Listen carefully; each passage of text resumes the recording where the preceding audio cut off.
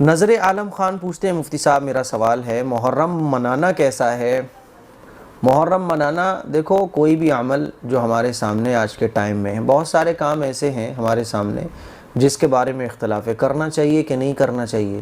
تو بہت سمپل سا آپ کے پاس ایک کہہ سکتے ہیں کہ جانچنے کا پرکھنے کا ایک سانچہ ہے، آپ کے پاس ایک مشین ہے جانچنے کی کہ صحابہ نے اس کام کو کیا، بزرگان دین نے اس کام کو کیا، آپ اس کام کو کرو، ٹھیک ہے. لیکن صحابہ نے اس کام کو نہیں کیا، نہ نبی نے اس کام کو کرنے کا حکم دیا، نہ بزرگان دین نے اس کام کو کیا. تو ایسے کاموں کو جو نئے کام ہیں اس سے ہمیں بچنا چاہیے. اسی لیے محرم منانے کا کہیں سے بھی ثبوت نہیں ہے. ہماری شریعت تو 1400 سال پہلے مکمل ہو گئی، شریعت کے احکام مکمل ہو گئے، شریعت کے قوانین مکمل ہو گئے، کیسے زندگی گزارنا ہے یہ پورا طریقہ قرآن و حدیث میں بیان کر دیا گیا. تو محرم منانے کا کہیں بھی ثبوت قرآن و حدیث سے ثابت نہیں ہے، ٹھیک ہے نا. اچھا، اور چندہ دینا چاہیے یا نہیں؟ دیکھیں بھائی، چندہ جو دیا جاتا ہے تو بچپن سے ہی بچے چندہ لے رہے ہوتے ہیں، جوان چندہ لے رہے ہوتے ہیں. چندے کی یہاں ضرورت کیا ہے؟ یہ چندہ دینے کے بعد بریانی بنائی جاتی ہے، حلیم بنایا جاتا ہے، شربت بنایا جاتا ہے، اور یہ بھوکے پیاسوں تک پہنچتا بھی نہیں ہے. پھر اس کی ناقدری کتنی ہوتی ہے. آپ اگر سڑکوں پہ چلے جاؤ، جب یہ بڑھتا ہے تو لوگ کھاتے ہیں ایک چمچ، باقی پھینکتے ہیں. رزق کی خوب ناقدری ہوتی ہے.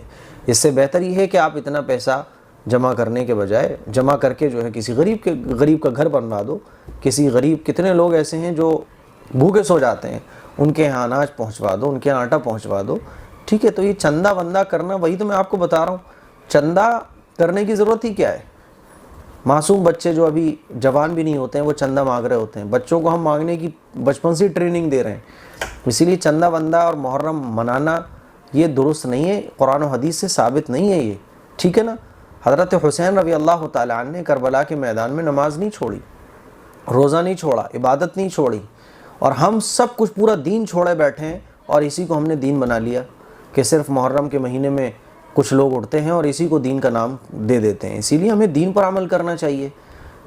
محرم 10 محرم کو ہی نماز پڑھ لو چلو 5 وقت کی، لیکن ہم تعزیے نکالنے میں، شربت پلانے میں مگن ہوتے ہیں. نہ ہمارا روزہ ہوتا ہے، نہ مسجدیں خالی پڑی ہوتی ہیں، سڑکیں ایک دم بھری ہوئی ہوتی ہیں.